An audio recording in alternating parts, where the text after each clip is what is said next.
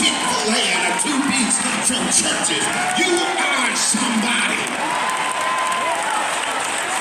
Do you know how many people are devoid of that truth, of that affirmation?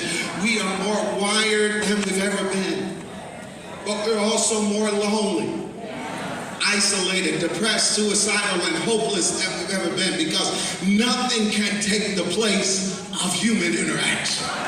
Sometimes all you need is somebody to see you and call your name. That's why God sends us into the world. God sends us to be agents of authentic affirmation. Jesus interrupts his itinerary because he refuses to let that woman leave without affirming her. He calls her daughter. It was both a pronouncement and an announcement.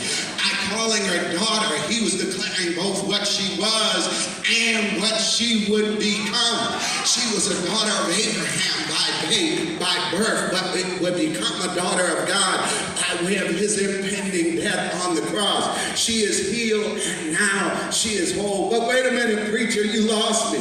What about Jairus? Look at your neighbor and say, what about him? Problem number one, I told you, was definitions. Problem number two is this delay.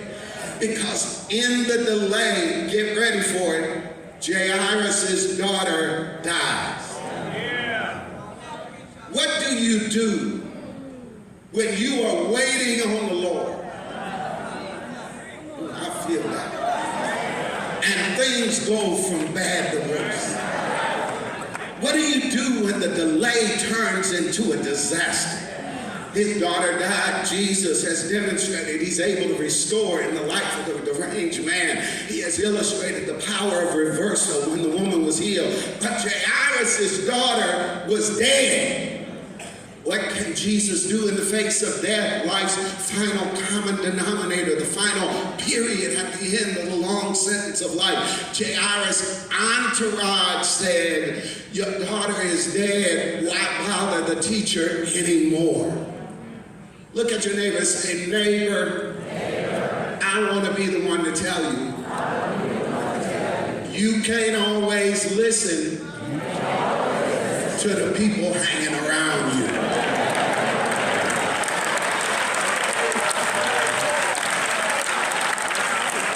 His entourage said, quit.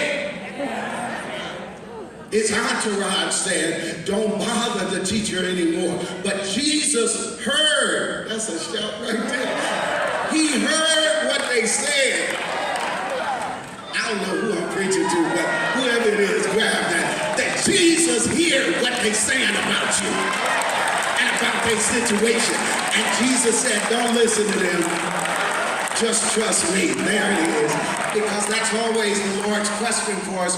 Will you trust me with the interruption? Will you trust me with the delay and the disaster and the difficulty? Will you trust me? When Jesus arrived at Jairus' house, Jesus took over Jairus' house. He dismissed the crowd. He removed the critics and taking only his inner circle and the girl's parents, he entered a room. And when you read the text closely, watch this. He messes up our modern versions of what healing looks like in the supernatural. He don't lay man hand on it. He don't throw his suit coat on the bed. He didn't apply oil to her forehead. There's no prayer cloth pulled out of his robe and administered. Jesus just spoke. Talitha kum, which means little girl, get up. And the Bible says the little girl got up and started walking around. Jesus resurrects the little girl and gives her to her parents. God is able to do just what he said he would do. He's gonna fulfill every promise to you. Don't give up on God, because he won't give up on you. He's able. He spoke and the demons left the man. He spoke and the little girl came to life. He spoke and the woman was made whole. And I believe that if we could ask any of them, they would say, preacher, I'm glad that Jesus interrupted his journey. I'm glad that Jesus stopped on my behalf. I'm glad that Jesus has time for me. I believe if we could talk to this woman with issue of blood, as she was leaving, she would say, I thought I had what I wanted, but Jesus knew what I really needed. I could hear her singing that old school hymn, oh, it is Jesus. Yes, it is Jesus in my soul. For I have touched the hem of his garment, and his blood has made me whole. And believe it or not, there's somebody on your row right now who can testify, I'm glad for the interruption, because in it God met my need, healed my hurt, and solved my problem. It was not an annoyance, it was an assignment. Is there anybody here who can rejoice that the Lord was interrupted for you? Just tap your neighbor and say, neighbor, I'm glad I was stopped by his voice. I'm glad I was touched by his power. I'm glad that I've got a testimony. What is your testimony? I was shackled by a heavy burden, beneath a load of guilt and shame.